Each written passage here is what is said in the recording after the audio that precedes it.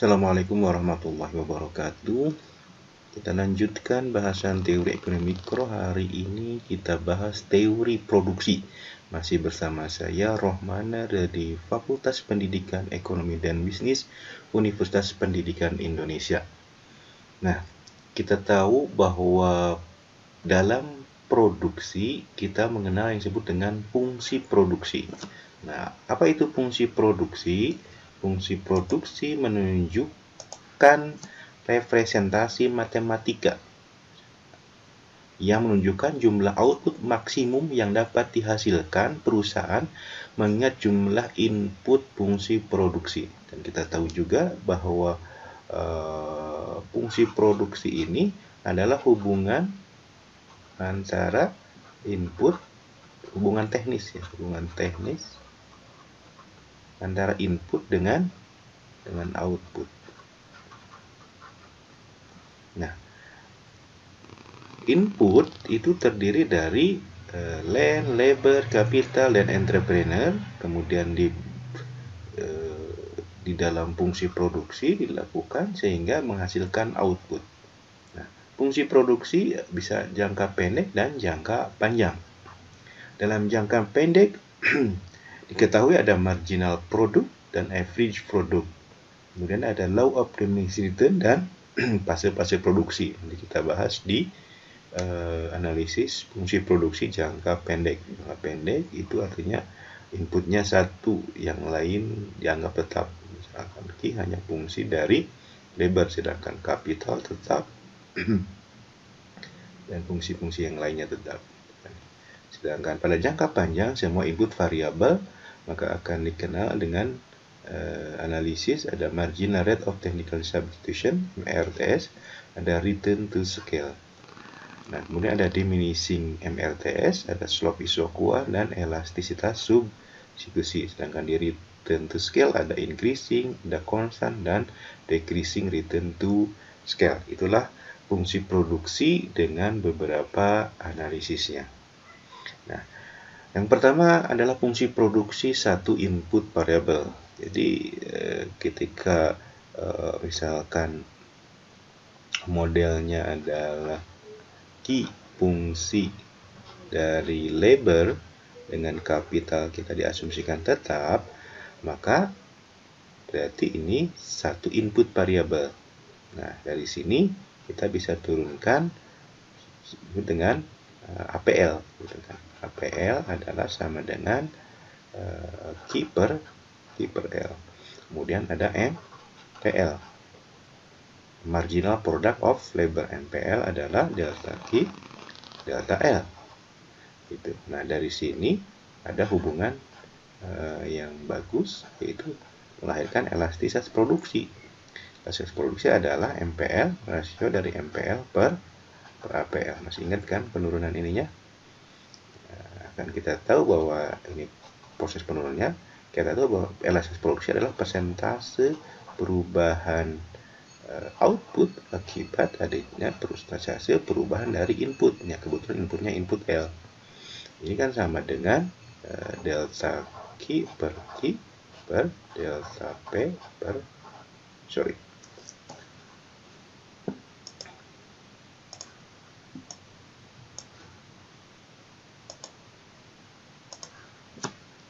kalau delta L berarti delta L per L, sama dengan kita sederhanakan delta Q per delta L dikali L per Q. Kemudian lebih lanjut disederhanakan menjadi delta Q per delta L kali 1 per Q per L. Dan kita tahu bahwa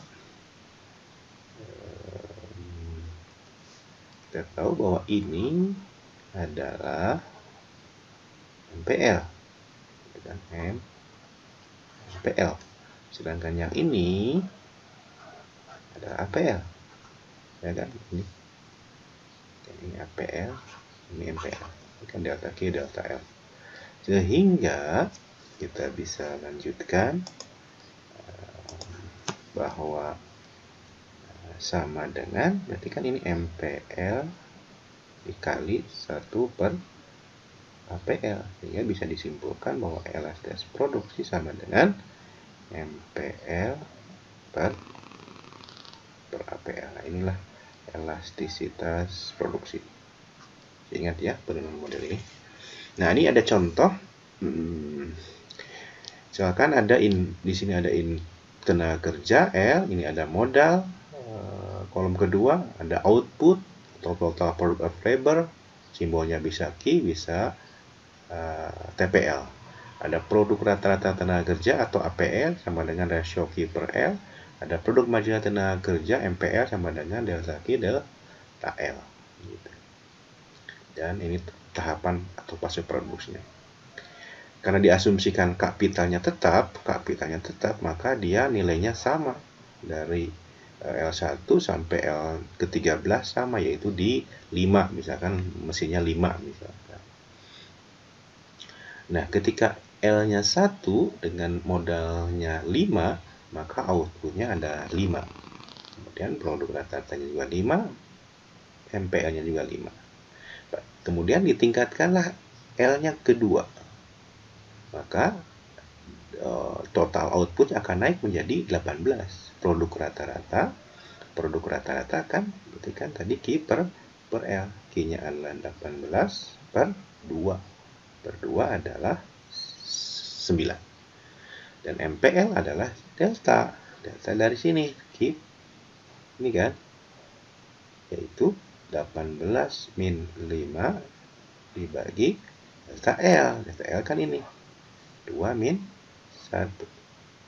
Berarti kan sama dengan 13. 13 per 1 hasilnya adalah 13. Dengan cara yang sama, teman-teman bisa melakukan analisis selanjutnya. Nah, pada saat L-nya 4, maka diperoleh marginalnya yang paling tinggi. Paling tinggi. Kemudian pada saat L-nya 6, maka di sini APL sama dengan MPL.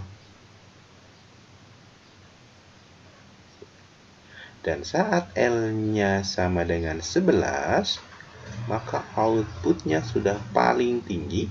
Dan saat bersamaan si MPL-nya sama dengan 0. Nah, makanya fase 1 adalah mulai dari L1 sampai L ke-5. Fase 1. Fase 2 dari 6 sampai ke 11. Sampai MPL-nya sama dengan 0 dan sisanya negatif. Ketika MPL-nya negatif, maka ini masuk fase 3. Itu nanti kita coba secara grafik. Nah, ini. Kalau Anda lihat, mulai dari 0 sampai 4 itu berlakunya increasing marginal productivity atau increasing marginal return. Kenapa? Sebab saat input L ditambah, maka outputnya meningkat. MPL-nya meningkat. Tambahannya meningkat. Terlihat ketika ini dinaikkan, maka MPL-nya itu positif, teman-teman. Naik. Ketika input 1, nya 5 tambahannya. Ketika inputnya 2, tambahannya 13. Inputnya 3, 18. Inputnya 4, 20. Tetapi setelah 4, ketika ini ditambah, maka MPL-nya terjadi diminishing. Bertambah tetapi menurun. Sama seperti di kepuasan, ketika kita mengkonsumsi satu barang setelah terus-menerus, maka lama-kelamaan juga akan menurun tingkat kepuasannya. Sama ketika tenaga kerja ditambah, maka dia akan terus turun si MPL-nya sampai ke 11. Lihat, setelah 20 tambahannya turun. Ketika inputnya ditambah menjadi 5, maka tambahannya hanya ketika input setelah lebih dari 4 ditambah satu tenaga kerja lagi sehingga menjadi 5, maka tambahannya hanya 19 gitu. 19 ditambah lagi 15. Jadi terus turun sampai 0. Maka setelah 11 berarti dia 0 dan menunjukkan tingkat yang paling tinggi. Karena ketika MPL 0 yang terjadi TPL-nya atau output totalnya itu yang paling tinggi. 110 di sini juga. Ini yang paling tinggi. Nah, ketika input kemudian ditambah lagi si input L-nya dengan asumsi faktor atau input lainnya tetap, maka justru ini akan negatif. Ini semakin menurun TPL-nya. Karena saat ini si MPL-nya sudah negatif. Terlihat di sini, lihat. Ketika input ditambah lagi 1 setelah 11 yaitu 12, maka MPL-nya negatif 2. Berarti kan ada tidak optimalnya tenaga kerja tersebut, gitu, tidak efisien bekerjanya. Tambah lagi semakin itu mungkin ada rebutan pekerjaan kan di sini, sehingga tambahan ini menyebabkan total produksinya juga akan turun. Maka TPL-nya setelah maksimum dia akan turun sini, gitu. Dan ini MPL-nya negatif, kira-kira seperti itu. Nah, kalau kemudian kita lanjutkan menjadi kurva ini, maka ini kurvanya bahwa fungsi produksi marginal naik di wilayah increasing marginal return, gitu. Nah, ini di fungsi produksi marginal naik di wilayah increasing. Ini wilayah increasing tadi. Ini wilayah increasing.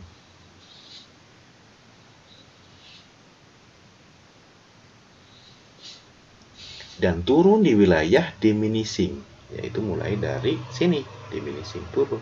Ini kan turun. Diminishing mulai dari maksimum turun, yaitu mulai dari 4 sampai 6. Itu menjadi negatif wilayah diminishing total return. Sampai kalau negatif berarti ini sudah melebihi 11. Ini negatif NPL. Nah, inilah berlakunya makanya wilayah ini, teman-teman, yang lain warnanya.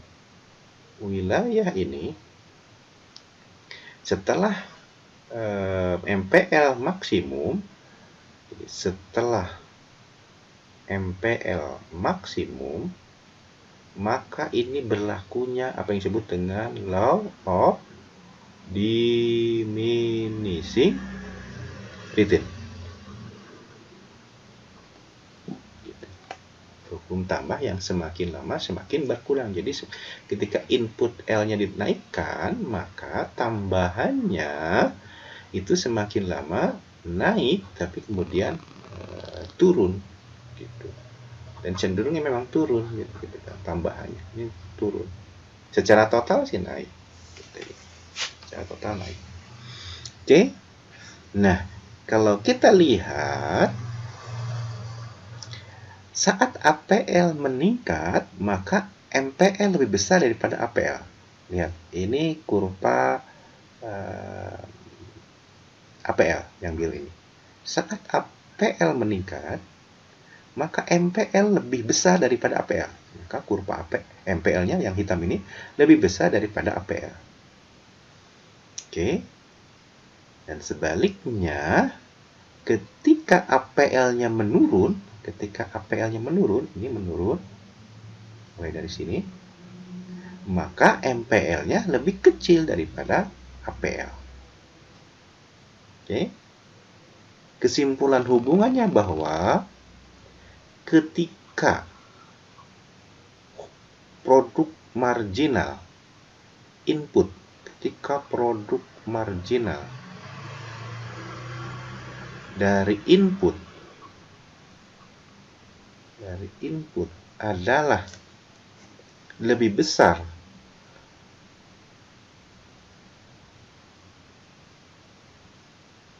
input adalah bisa lebih besar atau lebih kecil atau sama dengan produk rata-rata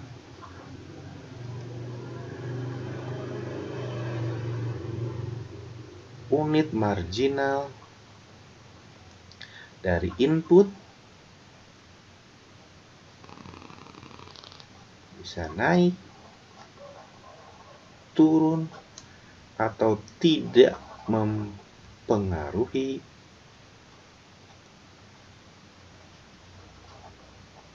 produk rata-ratanya. Oke, itu kesimpulannya. Kita lanjutkan. Nah, ini adalah hubungan antara fungsi produksi total, rata-rata, dan marginal.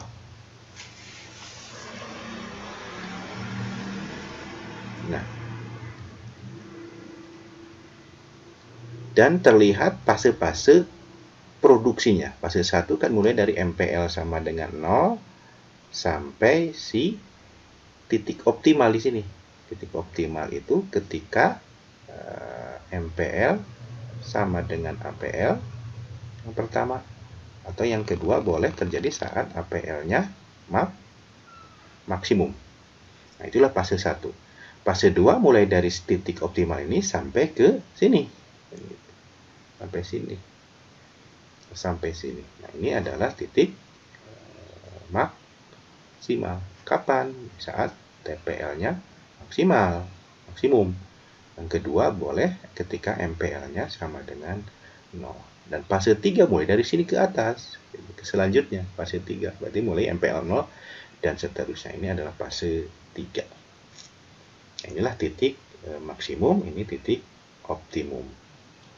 Nah, tadi ketika tahu bahwa elastisitas produksi adalah hasil bagi antara MPL per APL, maka bisa kita lihat wilayah ini adalah wilayah lebih dari 1. Kenapa? Karena MPL-nya ini yang hitam lebih tinggi, lebih besar daripada APL yang biru ini, makanya lebih dari 1.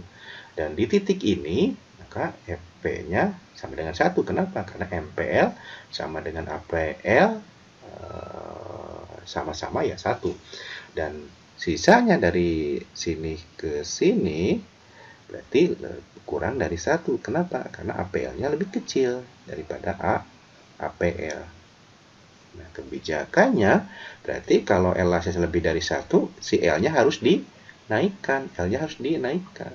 Jadi terus naik sampai ke sini. Sedangkan ini bagusnya ini dikurangi sampai sini.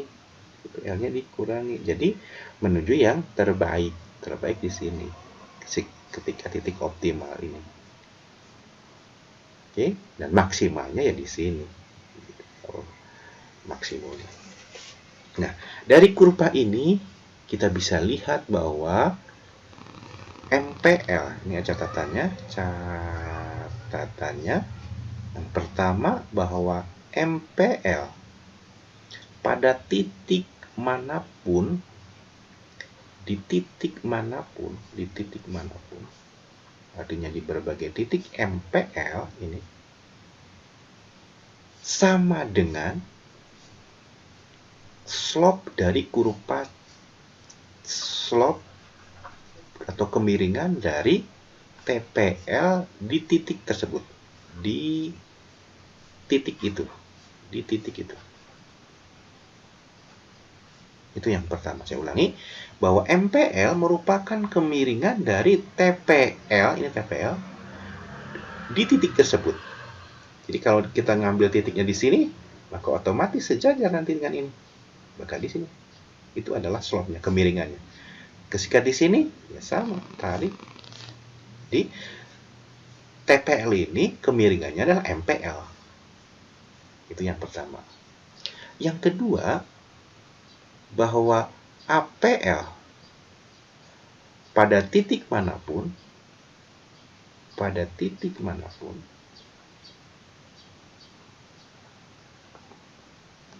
sama dengan slope garis titik asal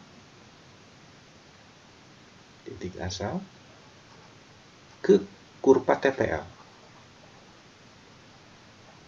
pada titik tersebut.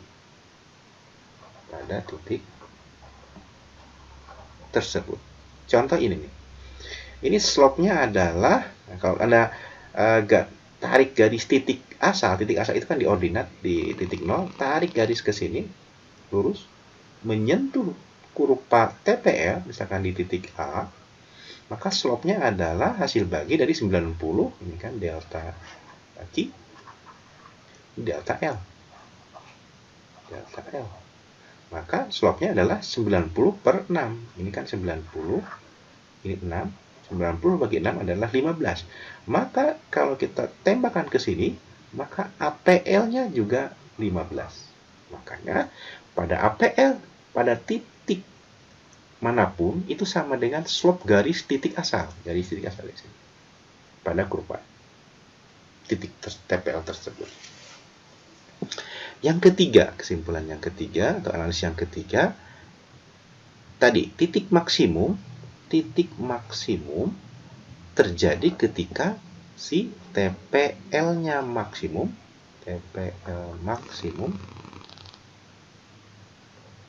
atau MPL-nya sama dengan 0. Yang keempat, titik optimal terjadi ketika si MPL sama dengan APL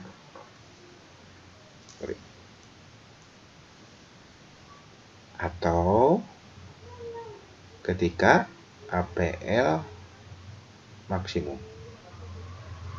Yang tadi yang ini.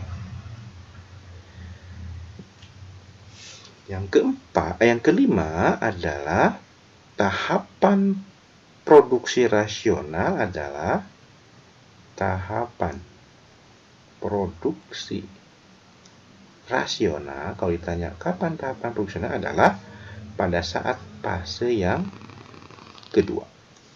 Fase kedua ini, yang ini teman-teman mulai dari sini sampai sini adalah fase yang rasional. Yang keenam, mulai kita simpulkan berlakunya law of diminishing return itu mulai dari MPL maksimum dan seterusnya. Nah, mulai dari sini. Nah, ini si MPL maksimum kan di sini nih. Nah, inilah mulai berlakunya law of diminishing return. Artinya ketika input L ditambah, maka tambahannya itu akan naik. Akan turun. Oke, kita lanjutkan. Berikutnya masih ada beberapa catatan yang bisa kita simpulkan terkait hubungan antara TPL, APL, dan MPL. Jadi ini hubungan antara TPL, APL, dan MPL itu memiliki beberapa hubungan. Yang pertama, kurva APL adalah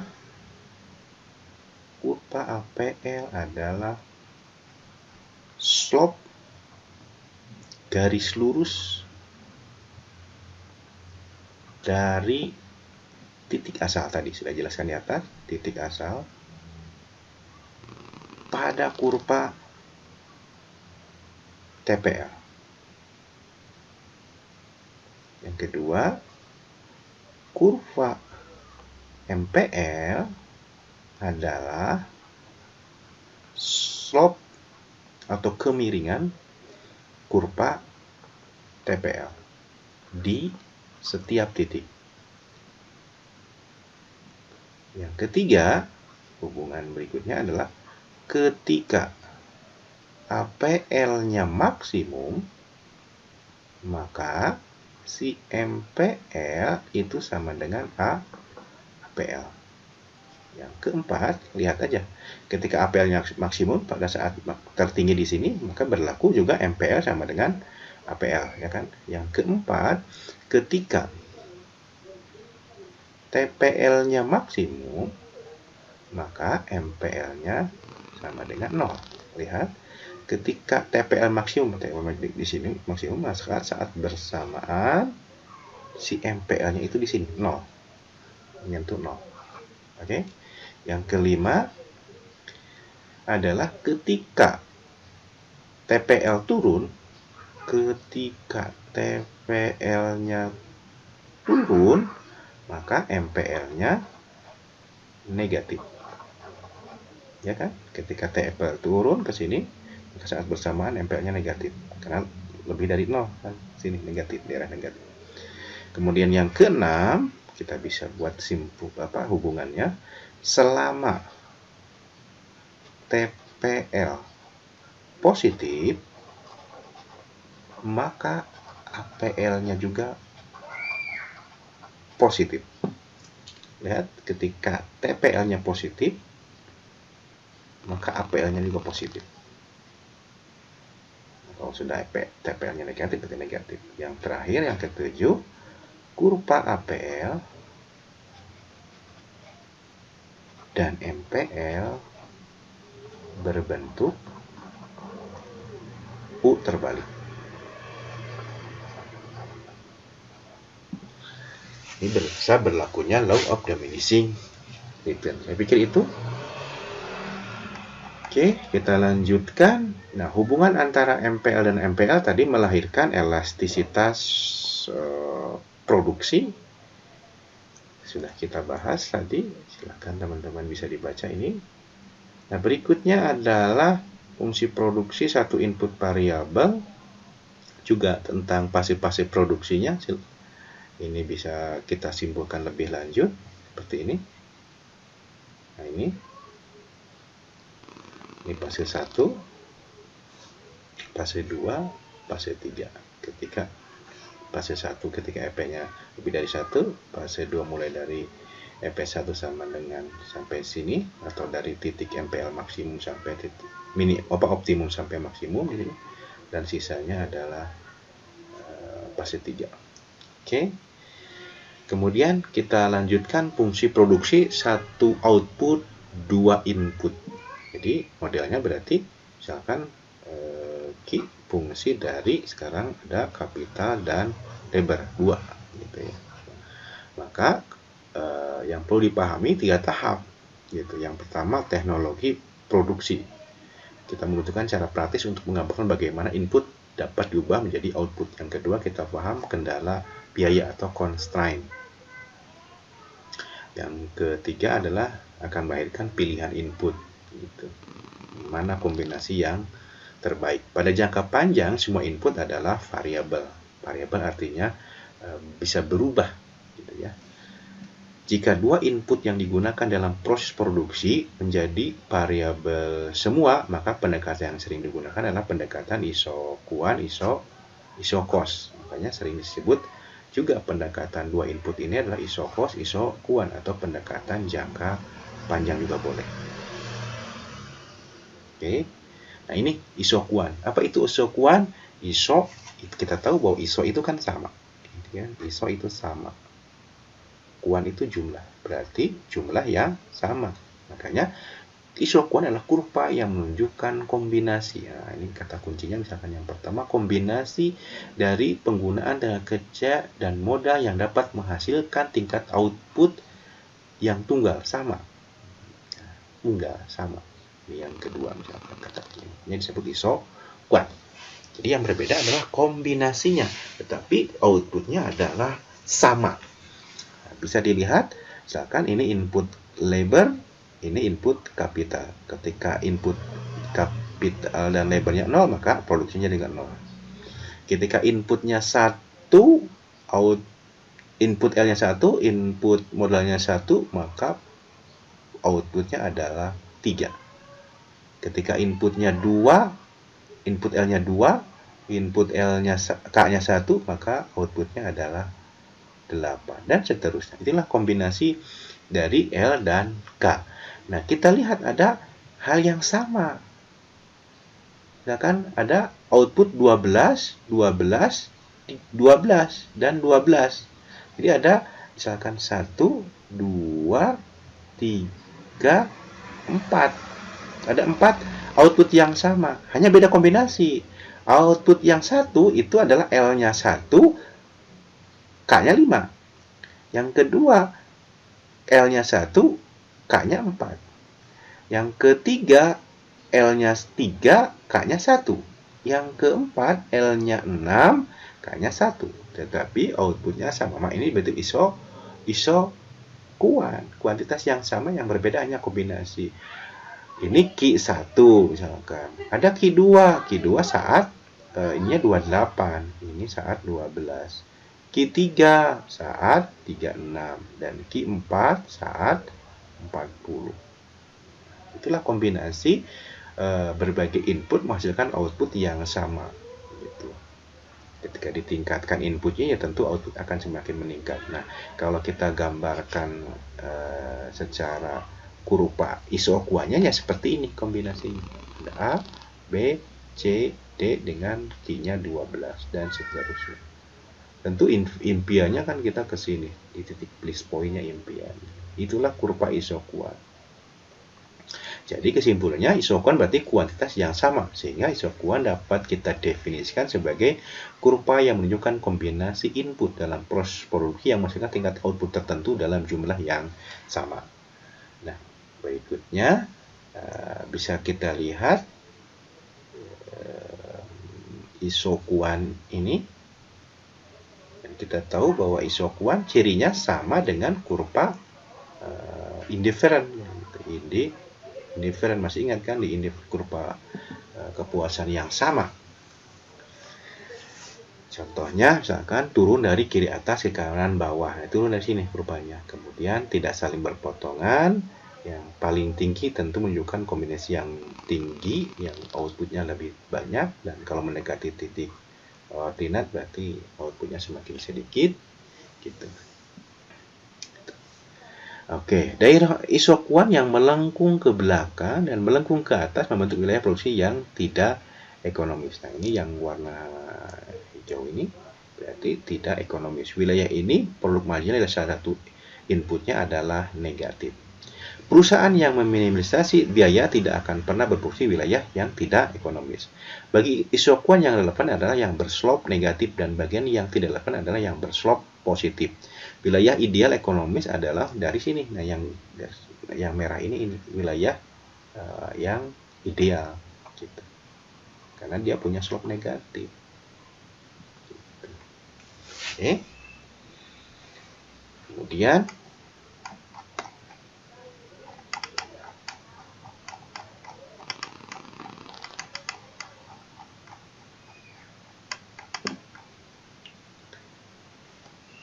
nilai absolut dari kemiringan isokuan disebut dengan tingkat substitusi marginal atau marginal rate of technical substitution. Kita sebut MRTS. MRTS di setiap titik pada isokuan ditunjukkan oleh kemiringan absolut isokuan pada titik tersebut. Contoh MRTS antara A dengan B. Ini kan delta K-nya. Ini delta K-nya kan dari sini sampai sini, yaitu 2,5. Ini kan 2,5 sampai sini. Ini kan 2,5. Ininya 1 sampai sini delta L-nya. Ini delta K, ini delta L. Makanya delta K pada L min 25 per 1 artinya min 2,5. Artinya kita dapat melepaskan 2,5 kapital untuk menambah 1 L. Jadi kalau kita mau menambah 1 L, kita ingin menaikkan 1 L, maka kita harus rela mengurangi 2,5 kapital. Gitu ya. Oke, itulah RTS dari A ke B. Nah, bagaimana dari B ke C? Dari B ke C ini kan setengah. Sisanya kan delta K-nya kan di sini. Delta K-nya kan setengah 0,5. Ini dari sini delta L-nya 1. Berarti MRTS ini adalah 0,5 min bagi 1 adalah 0,5. Semakin menurun. Gitu. Berarti itu berlakunya law marginal rate of technical substitution. Oke, nah inilah berlakunya law of, nah ini berlaku law of marginal rate of technical substitution. Karena semakin lama semakin menurun. 2 dibagi 1, 2. 1 bagi 1, 1. Ini kan semakin menurun. Ini 2/3 dan seterusnya. Jadi semakin lama semakin menurun. Awalnya sebuah input mempunyai barang pengganti yang lebih banyak, tapi kalau input satunya sudah semakin banyak, maka penggantinya juga akan semakin berkurang. Nah, ini tadi ciri-ciri isokuan, turun dari kiri atas ke kanan bawah dari sini. Kemudian cembung ke arah titik origin, kalau mata kita ini cembung menunjukkan adanya MRTS, gitu kan ya, berlakunya MRTS. Atau juga kalau turun berarti ada trade off pilihan. Kalau kita misalkan di kombinasi A dengan L1 dan K1, kalau kita mau kembali ke kombinasi B, maka kita kalau Anda mau menambahkan L-nya menjadi L2, maka itu kita rela mengurangi menjadi K1 kapitalnya. Maka ini berarti turun dari kiri atas ke kanan bawah. Cembung juga sama MRTS. Tidak saling berpotongan. Kurva di atas menunjukkan jumlah output yang lebih banyak. Artinya perubahan produksi digambarkan dengan pergeseran. Bergeser. Tidak akan saling berpotongan. Oke. Kemudian tingkat marginal dari substitusi teknis tadi kita jelaskan. Oke. Nah, rumusnya ini boleh. MRTS itu adalah MPL per MPK atau min delta K per delta L. Nah, ini MRTS. Ini delta K, bahkan dari N, ini delta K. Dari sini delta L. Maka MRTS.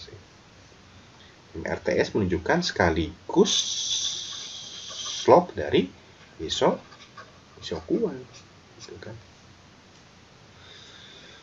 Oke. Yang berikutnya adalah elastisitas substitusi. Jika salah satu input dapat digantikan dengan input lain, maka seberapa mudah input itu saling menggantikan, ini dijelaskan dengan konsep elastisitas substitusi. Jadi, elastisitas substitusi merupakan ukuran bagaimana mudahnya bagi perusahaan untuk mengganti tenaga kerja dengan modal.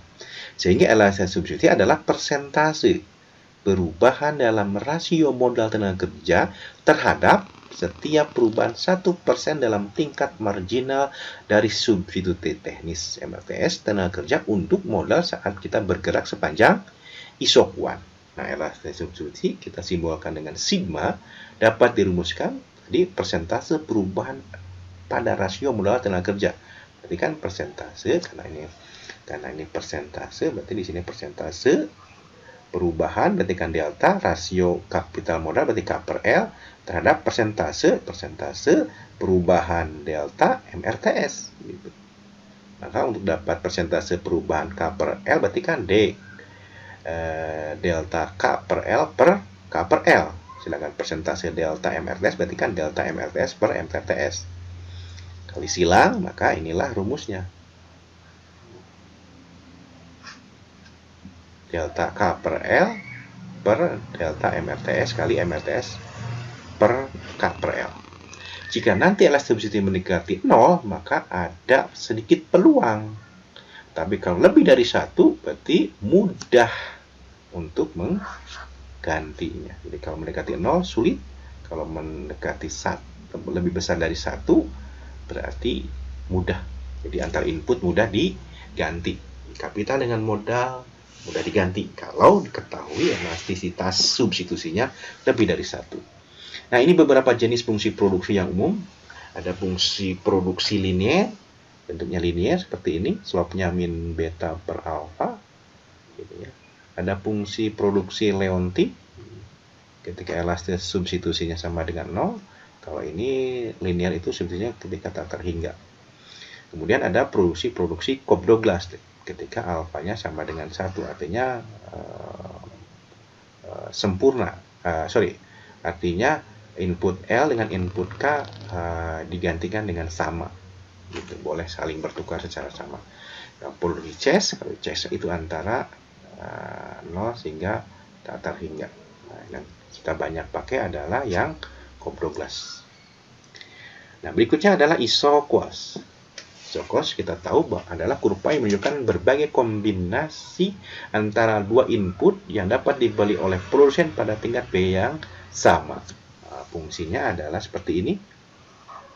C sama dengan PL kali L ditambah PK kali K. C adalah total biaya, L adalah input L, K adalah input K, PL adalah harga unit dari tenaga kerja yaitu upah, makanya boleh disimbolkan dengan wage, W. Dan PK adalah harga dari kapital. Harga dari kapital adalah sewa. Bahasa Inggrisnya rent. Makanya R. Sehingga boleh juga ditulis bahwa fungsi isoquotes adalah C sama dengan P-nya kita ganti dengan wage dan PK-nya kita ganti dengan R. Makanya W kali L ditambah R kali K. Gitu ya. Beda simbol saja tapi itunya sama. Oke. Nah, ini kurvanya isoquotes. Jadi kalau kita punya anggaran C berarti di titik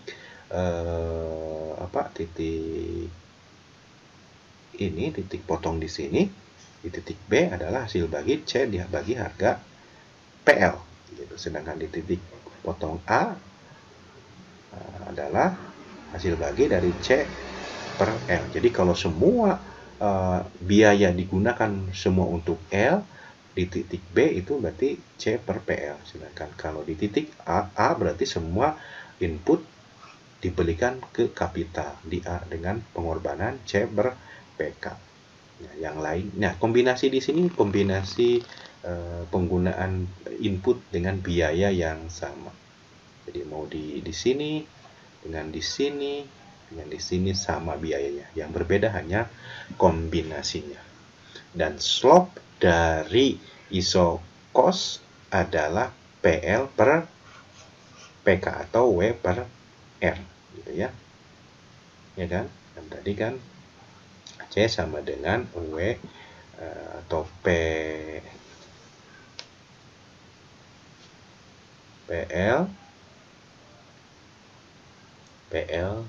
kali L itu PL kali L ditambah PK kali K.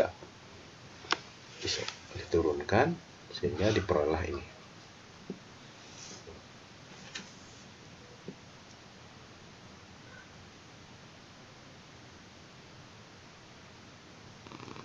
Kan kalau kita garis keluar kan ini min PL kali L sama dengan PK kali K, sehingga K sama dengan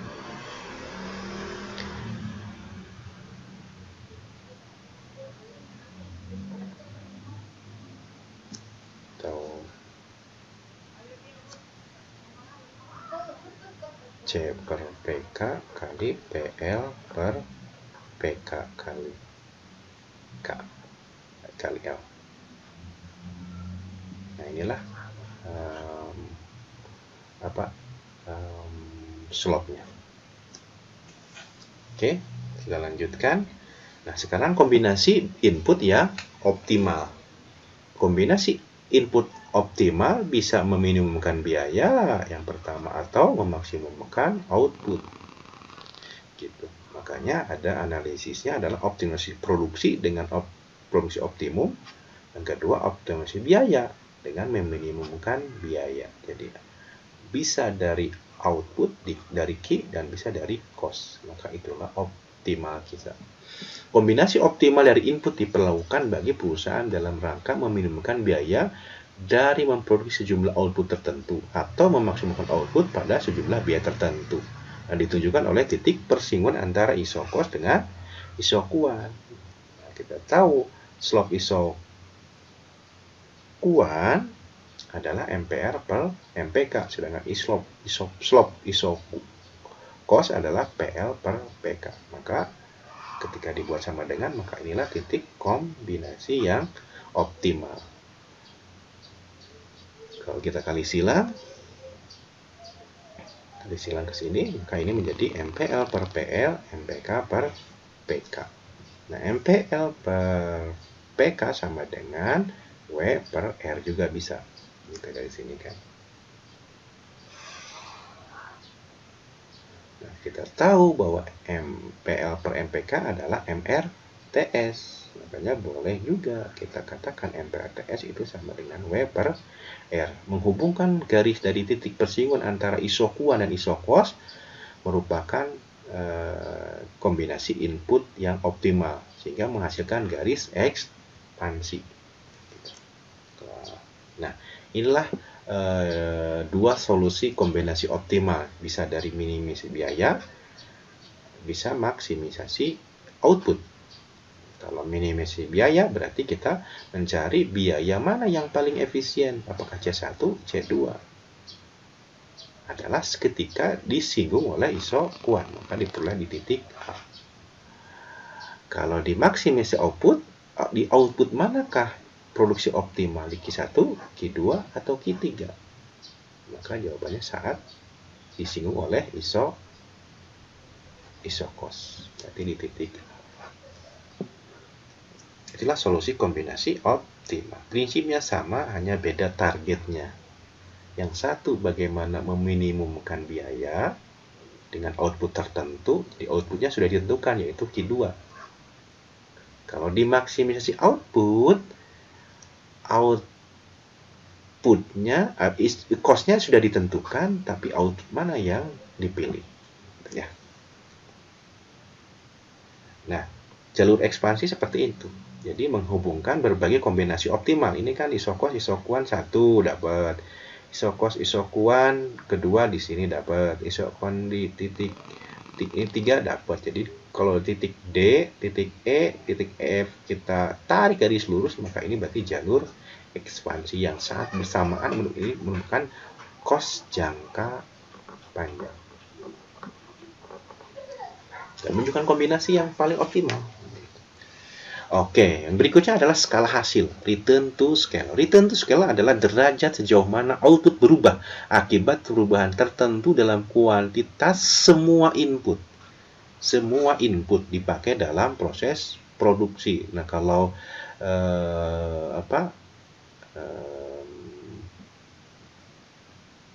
law of diminishing return itu hanya satu input. Kalau ini semua input ya, kalau return to scale itu. Nah, kita mengenal ada CRS, constant return to scale, ada IRS, increasing return to scale, dan decreasing return to scale, DRS. Oke, ingatkan, kalau CRS berarti ketika semua input ditingkatkan dengan proporsi tertentu dan output meningkat dengan presentasi yang sama. Itu konstan. Sedangkan kalau decreasing berarti ketika output meningkat lebih kecil daripada peningkatan input. Gitu. Sedangkan kalau increasing berarti peningkatan output lebih besar daripada peningkatan input. Oke, nah ini Anda lihat. Jadi kalau konstan itu misalkan output dinaikkan 100% kan ya. Ini kan dari 10 ke 20, 10 ke 20. Ini kan berarti kan 100%. Nah, ketika dinaikkan dari input itu, maka kenaikannya sama 100%. Jadi Q-nya 100 naik menjadi Q200, berarti dia konstan. Jadi ketika input dinaikkan 100%, maka output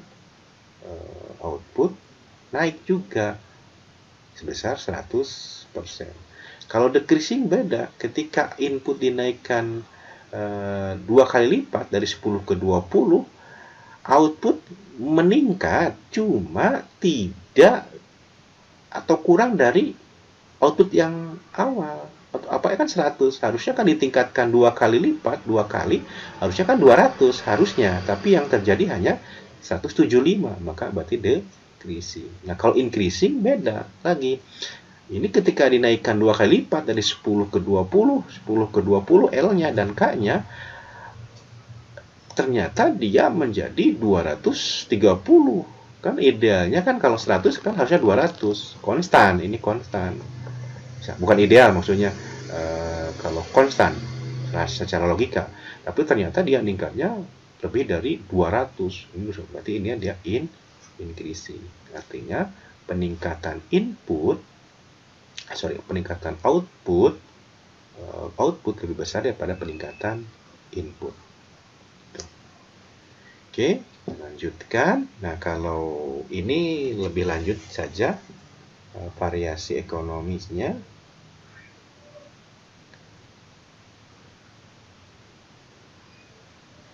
Nah, kemudian ini return to scale versus marginal return. Nah, return to scale berkaitan dengan dampak peningkatan semua jumlah input secara bersamaan. Sementara marginal return berkaitan dengan dampak peningkatan jumlah input tunggal, input satu. Nah, pergerakan dari titik A ke B, titik A ke B, dan B ke C itu menunjukkan marginal return karena hanya diinput satu tenaga kerja. Ulangi, pergerakan dari A ke B, B ke C itu adalah marginal return karena inputnya tetap yaitu di L. Tapi kalau pergerakan A ke D, A ke D ke sini dan D ke E ke sini, maka itu menunjukkan return scale. Kenapa? Karena inputnya tidak hanya L yang bergerak tapi juga K. Jadi semua inputnya bergerak, bertambah, berubah. Nah, fungsi produksi ini menunjukkan skala hasil konstan, tetapi tambahan hasil tenaga kerja yang menurun. Gitu. Oke. Contoh situ. Gitu. Nah, berikutnya yang terakhir adalah minimisasi biaya dengan pendekatan kalkulus. Gitu. Coba kita kalkulus. Nah, di bagian ini kita coba uraikan bagaimana minimisasi biaya jangka panjang sebagai masalah optimisasi terbatas dan menyelesaikannya dengan menggunakan pengganda Lagrange. Dengan dua input yaitu L dan K, masalah minimisasi biaya dapat dinyatakan minimisasi LK sama dengan WL ditambah RK tergantung atau subject to fungsi LK sama dengan Q. Nah, kalau kita buat persamaan Lagrange-nya seperti ini. Misalkan L sama dengan bisa pakai simbol lain sebenarnya, bisa misalkan kayak gini, L-nya sama dengan lebar kapital lambda, ini pengganda Lagrange sama dengan W kali L ditambah RK. Nah, karena fungsi minimisasi maka yang ditarget adalah fungsi biayanya. Fungsi biayanya. Ini fungsi outputnya. Karena ini minimisasi biaya. Tapi kalau nanti yang ditargetnya adalah optimalisasi output, maka fungsi tujuannya yang di depan, teman-teman. Jadi ini nanti di depan. Ini yang di belakang. Gitu. Tapi karena ini minimisasi, maka biaya yang di depannya karena fungsi tujuannya adalah biaya. Oke? Oke, nanti kita diskusi kalau ada yang belum paham. Makanya fungsi biaya adalah WL ditambah RK.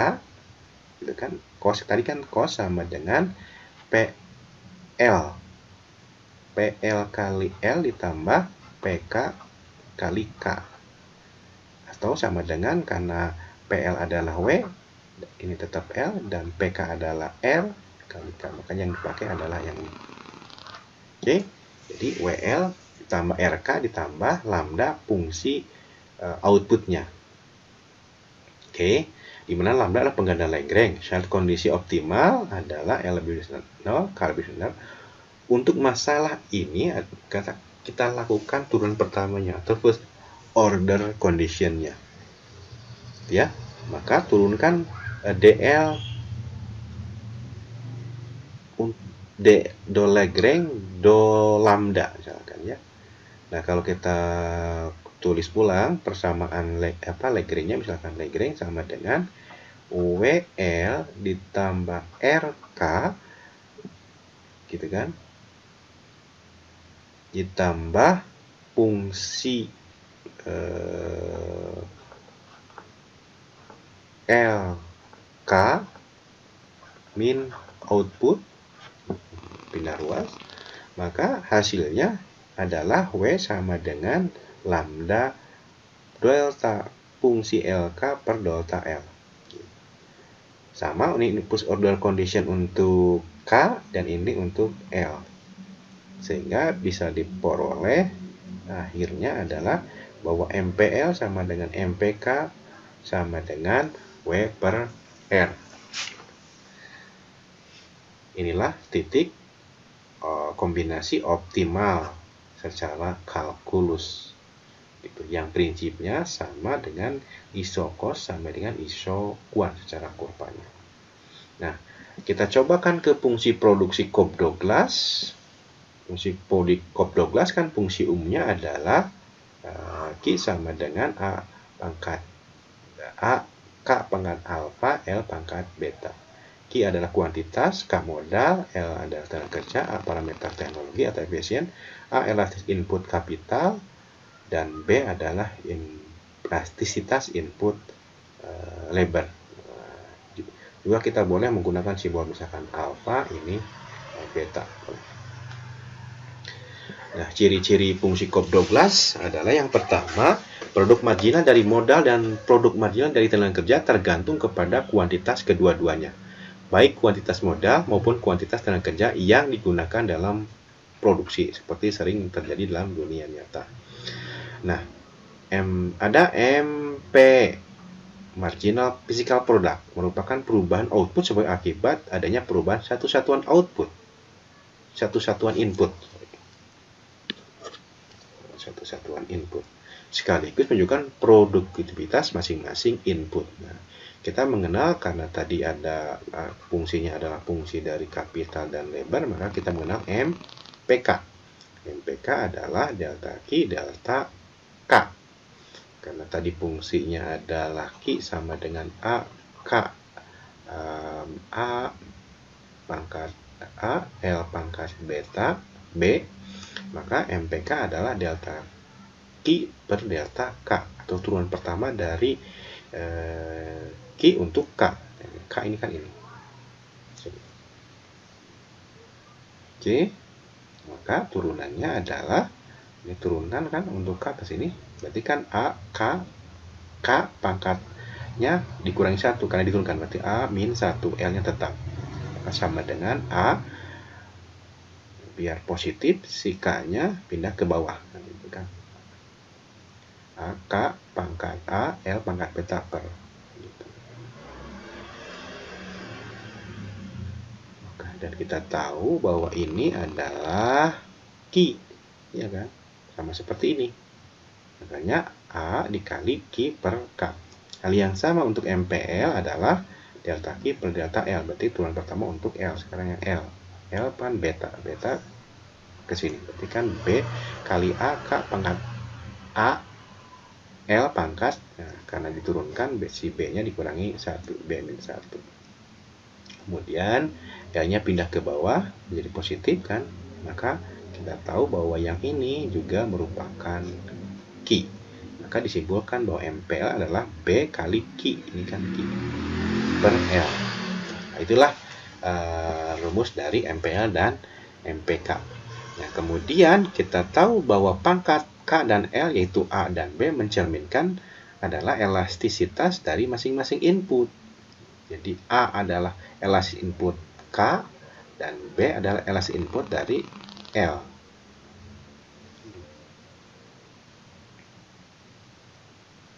Ya kan rumusnya K. Ya, K. Oke, bisa kita buktikan dari persamaan ini kan gitu. Elastisitas K adalah delta Q per Q delta K per K. Nah, delta Q per K dikali K per Q. Nah, kita tahu bahwa delta Q delta K adalah MPK. Maka sama dengan MPK kali K per Q. Dan kita tahu tadi di sebelumnya bahwa MPK itu adalah A kali Q per K. Makanya ketika MPK dirubah menjadi A kali Q per K dikali K per Q, kan ini kan hilang, teman-teman. Hilang. Yang tersisa adalah A. Jadi terbukti bahwa elastisitas kapital adalah A. Hal yang sama untuk elastisitas input tenaga kerja yaitu B, kita bisa buktikan bahwa elastisitas adalah delta Q per delta K per delta L. Sebenarnya teman-teman, ini kan persentase perubahan output akibat dari persentase perubahan input L. Awalnya kan dari sini, kemudian dirubahlah ke sini. Sama ini juga, elastisitas kapital itu sama dengan persentase perubahan output akibat persentase perubahan input K. Awalnya dari sini, kemudian dibuat rasio seperti ini. Oke, kita lanjutkan. Jadi EL adalah delta Q per Q delta L. Ini delta L ya. Delta L per L. Kita buat perkalian jadi pembagian, maka menjadi delta Q per delta L kali L per Q. Nah, kita tahu bahwa ini adalah MPL. MPL tadi rumusnya yang ini yang tadi. Nah, ini rumusnya MPL adalah B kali Q per L. Kita masukkan ke sini. Kita masukkan, maka diperoleh B kali Q per L tadi kan MPL-nya dikalikan L per Q. Maka ini hilang, maka yang tersisa P. Jadi terbukti bahwa elastisitas input L itu sama dengan P. Oke, berikutnya ada return to scale. Tadi skala hasil sudah kita jelaskan bagaimana perubahan semua input mempengaruhi output. Nah, diketahui bahwa penjumlahan dari A dan B itulah yang disebut dengan return to scale. Jadi kalau kalau elastisitas input ini ditambahkan, baik input A input B, itulah return to scale. Makanya jika A dan B nanti sama dengan 1, berarti dia constant, return to scale. Jika lebih dari 1, berarti dia increasing. Dan kalau kurang dari 1, berarti dia decreasing. Jadi gampang. Jadi kalau ada fungsi produksi misalkan Q sama dengan A, K, pangkatnya misalkan 0,5, L-nya 0,5. Nah, 0,5 ditambah 0,5 itu kan sama dengan 1. Kalau sama dengan 1 berarti CRS, konstan. Tapi kalau misalkan Q-nya sama dengan misalkan A-nya K pangkat 0,6, L-nya pangkat 0,2, berarti ini 0,6 ditambah 0,2 sama dengan 0,8. Kurang dari 1. Kalau kurang dari 1 berarti ini DRTS boleh. Decreasing return to scale karena kurang dari 1. Oke, itu ya, mudah. Yang keempat, cirinya adalah intensitas produksi. Apakah bersifat padat modal atau padat karya? Kita bisa tahu. Tentuannya adalah jika nanti elastisitas input A lebih besar daripada B, berarti dia padat modal. Tapi kalau B-nya lebih besar daripada A, berarti dia padat karya. Oke, saya pikir itu. Elastisitas yang kelima, elastisitas substitusinya, karena ini cobra glass itu biasanya mempunyai nilai 1. Ini CRS, constant return to scale, karena bentuknya juga isoquant linear. Pikir itu. Efisiensi bisa dilihat dari parameter A. Jadi kalau fungsinya parameternya A yang kedua lebih besar daripada A ke 1, maka berarti ada efisiensi teknologi. Kemudian kemudahan dari fungsi Cobb-Douglas glass bisa dibuat dalam bentuk fungsi linearnya, gitu kan. Jadi kalau ini fungsi Cobb-Douglas glassnya dibuat fungsi linearnya, ya berarti ln Q sama dengan ln A ditambah A ln K ditambah B ln L. Itulah beberapa ciri dari fungsi coproglas. Nah, sekarang kita coba yang terakhir pada kesempatan ini, kita coba minimalisasi biaya produksi fungsi coproglas secara kalkulus, gitu ya. Nah, oke. Bentuk umum dari fungsi coproglas seperti ini. Q sama dengan A, K pangkat alfa, L pangkat beta. Q output, A efisiensi teknologi, K kapital, alfa input kapital, L input labor, dan beta adalah elastisitas input labor. Dengan fungsi biayanya adalah TC sama dengan RK ditambah WL. Sudah tidak bahas. Maka secara problematikanya berarti ini. Minimalisasi W kali L ditambah RK subject to tergantung daripada output.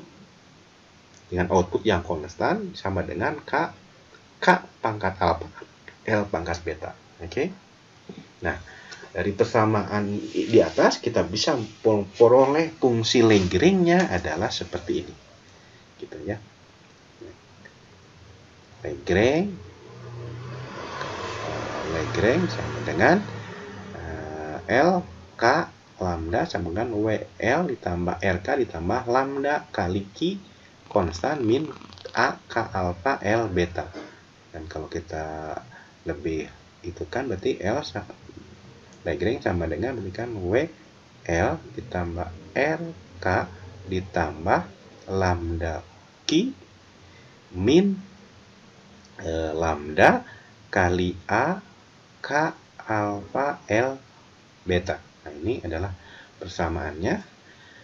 Kemudian kita buat first order condition-nya. Kita turunkan masing-masing variabel terhadap fungsi tersebut. Yang pertama adalah turunan delta Lagrange untuk K. Berarti yang ada K-nya. Oke, coba kita pakai yang ini. Berarti yang K itu kan ini dan ini.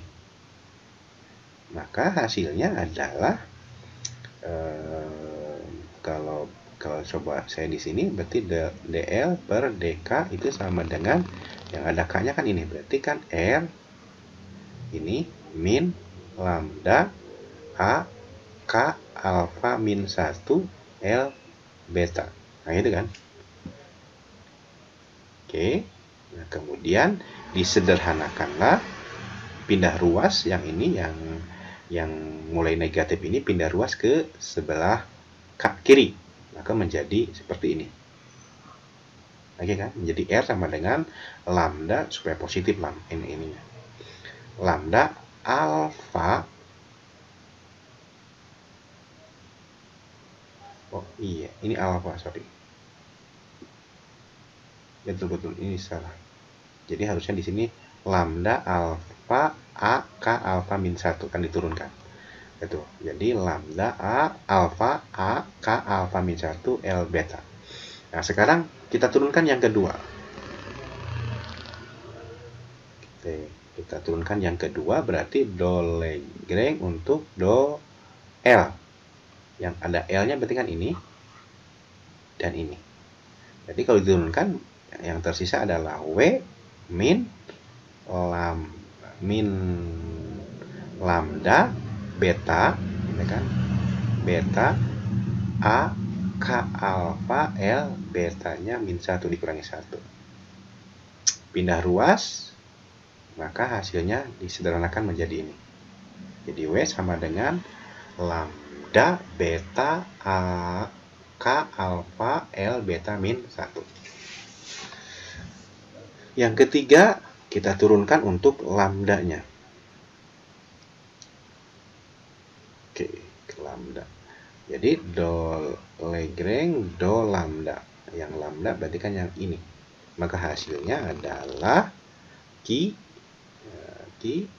min ya tetap berarti kan tidak rubah. Yang itu berarti fungsi produksinya alfa L beta. Maka kalau dipindah ruaskan seperti ini hasilnya. Kemudian dari hasil tersebut dirasiokan, dibagilah persamaan 1 dan 2. Maka hasilnya adalah ini. Jadi hasil rasio persamaan 1 dan 2, jadi 1 dibagi 2, persamaan 1 dibagi 2, jadi R per W ini. Bagi saja R per W dapat R per W. Kemudian yang atas dibagi yang bawah, hasilnya adalah alfa per beta. Gitu kan. Dikali L per K. Ya kan? Ya kan? Ini kan saya coret. Ini kan habis, ini habis. Ini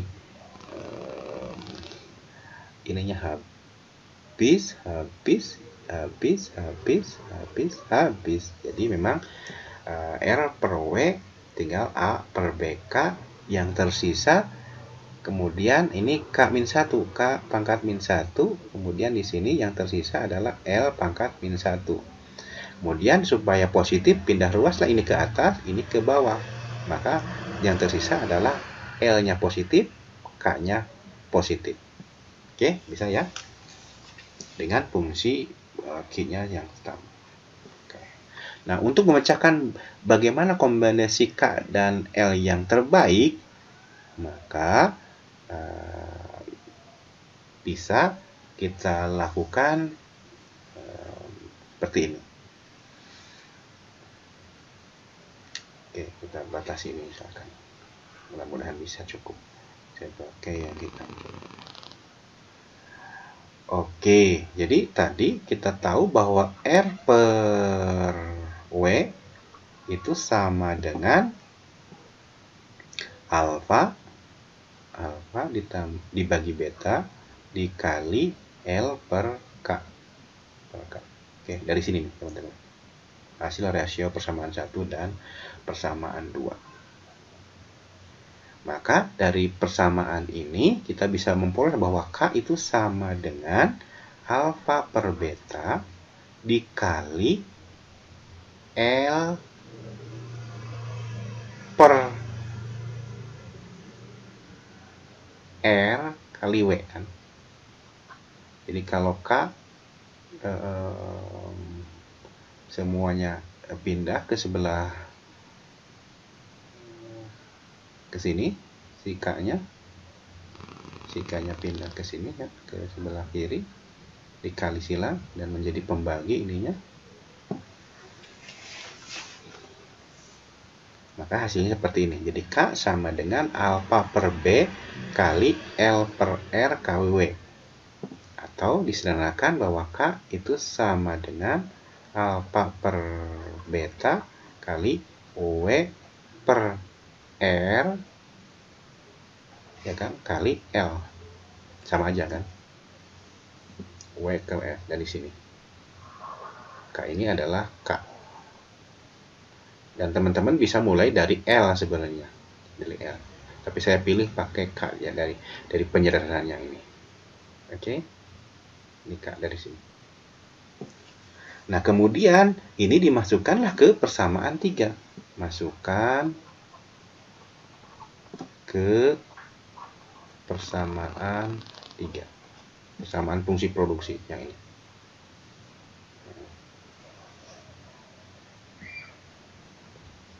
Dan kita tahu bahwa Q sama dengan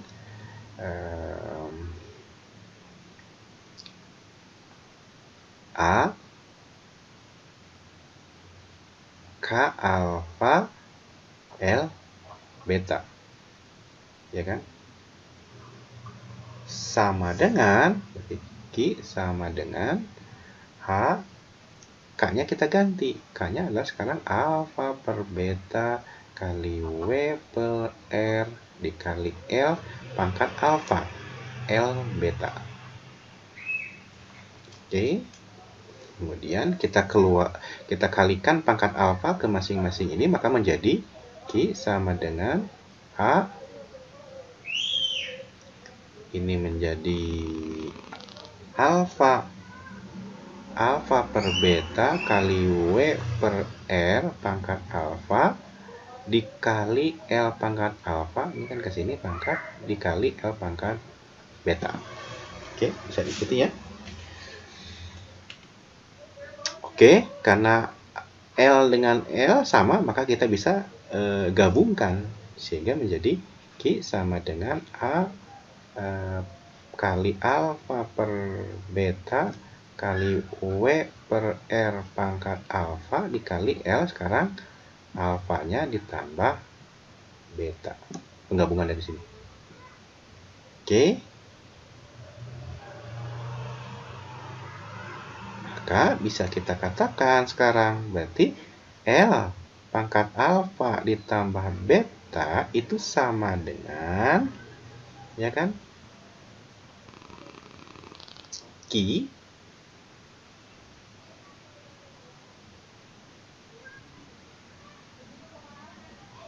ya kan,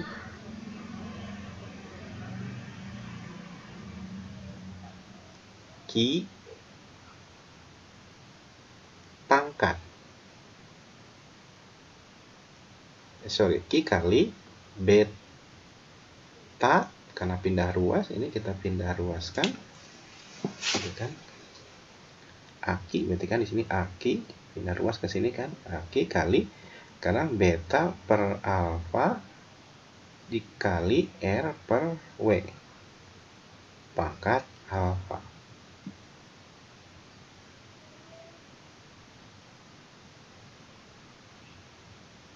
Iya kan? Pindah ruas. Yang ini pindah ruas ke sebelah sana. Maka berarti inilah kombinasi yang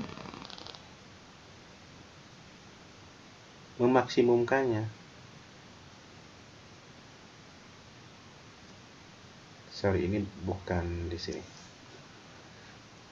Oke. Ini bukan dikali, tapi dibagi karena pindah ruas. Jadi Q per A. Jadi Q per A. Maka kita bisa katakan bahwa L bintangnya, L kombinasi yang terbaiknya adalah saat sama seperti itu. Jadi ketika si Q per A ini adalah pangkat 1 per alfa ditambah beta. Ini kan jadi si ininya pindah ruas, teman-teman. Pindah ruas ke sebelah ke kanan menjadi ini, pindah ke sini, maka menjadi ini. Pangkatnya jadi 1 per dikali beta per alfa kali R per W, pangkatnya kan pangkat alfa per pangkat yang ini, yang di merah ini, alfa per beta. Maka inilah kombinasi L yang minimize biaya gitu. Nah, ini nih rumusnya. Yang sama dengan yang ini. Nah, ini. Ya kan, sama kan?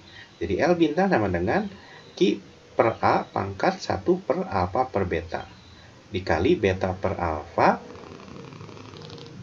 kali R per W dalam kurung pangkat alfa per alfa ditambah beta. Oke? Dengan cara yang sama, teman-teman, ketika Anda, kalau saya tadi mulai dari K, maka dengan cara yang sama kita menurunkan dari sini, kita memperoleh sekarang L, misalkan L sama dengan beta per alfa dikali R per W kali K. Nah, inilah rumus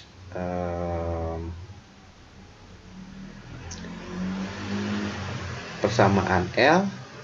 Dari sini kemudian dimasukkan ke fungsi Cobb-Douglas ini, maka nanti akan diperoleh K bintangnya ini. Silakan, selamat mencoba. Masukkan L ini ke fungsi Cobb-Douglas ini, sehingga nanti akan diperoleh kombinasi K yang optimal. Rumusnya seperti itu. Pikir itu. Nah, catatan saja kalau nanti fungsi Cobb-Douglasnya tanpa A, kan kalau yang tadi, yang pertama, yang ini teman-teman, yang ini kan ada A-nya. Mana? Nah, ini ada A-nya nih. Ya kan? Nah, kalau yang kedua, kalau misalkan tanpa A ininya, tidak ada A, maka rumusnya K bintangnya ini tidak ada per K-nya, per A-nya sorry, dan L bintangnya ini. Dengan fungsi biaya totalnya ini. Oke, terima kasih. Saya pikir. Assalamualaikum warahmatullahi wabarakatuh.